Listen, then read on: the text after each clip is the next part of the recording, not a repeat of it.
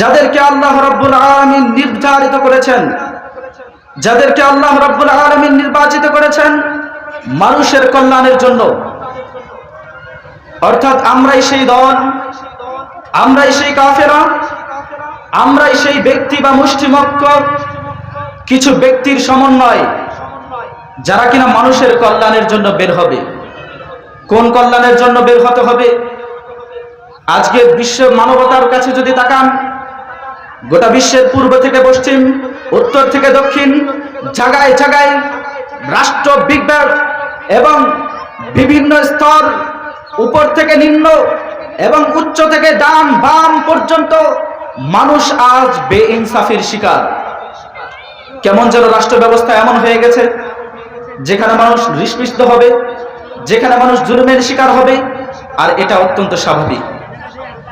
এই উম্মত এত লাঞ্ছিত থাকা অবস্থায়ও আজকে এই উম্মতের যারা যুবক শ্রেণী আছে তারা টিকটক, পাবজি, ফ্রি ফায়ার সহ বিভিন্ন নেশাত্মক গেমের সাথে জর্জরিত। আর এই জর্জরিত থাকার কারণে এই উম্মার লাঞ্ছনা আরো দিন দিন বেড়ে যাচ্ছে। উম্মতের মধ্যে সবচেয়ে প্রয়োজনীয় যে বিষয়টা, সবচেয়ে প্রয়োজনীয় যে সাবজেক্ট ইহুদি নাসারার কাছে, সেটা হলো এই উম্মার যুব সমাজ। তারা চেষ্টা করেছে যুব সমাজকে কিভাবে নেশাত্মবোধক গেমের সাথে, নেশাত্মবোধক অবস্থার সাথে কিভাবে জড়িয়ে রাখা যায় এবং তাদেরকে কিভাবে দিনের পর দিন খারাপ কাজে এবং জুলুমের লাঠি হিসেবে ব্যবহার করা যায়। সম্মানিত হাজিরিন, আজ সেই ক্লান্তি লগ্নে আপনাদের সাথে আমি কথা বলছি। যখন কিনা কাশ্মীরে নির্যাতিত, যখন কিনা কাশ্মীরে এক লাল কুত্তার দল যারা কিনা কাশ্মীরের মা বোনদের উপর চালাচ্ছে নির্দ্বিধায় অকথ্য জুলুম আর নির্যাতন, যেখানে মসজিদের পর মসজিদ ভাঙা হচ্ছে, যেখানে গুড়িয়ে দেওয়া হচ্ছে মুসলমানদের মসজিদ, যেখানে লাখো কোটি মুসলমানদেরকে পিটিয়ে মসজিদ থেকে বিদায় করা হচ্ছে তাদের ধর্মীয় তীর্থস্থান থেকে। আমি এমন এক সময় কথা বলছি, আমার বুকের হৃদয় রক্তক্ষরণ হয় যখন কিনা ওই ঘরের মধ্যে মানুষ জুলুমের জাতা করে পিষে এমন ভয়ঙ্কর অবস্থা হয়ে যাচ্ছে, তারা আল্লাহ রাব্বুল আলামিনকে ডাকছে কিন্তু প্রকাশ্য বাক্য বলি তাদের মুখ দ্বারা উচ্চারিত হচ্ছে না।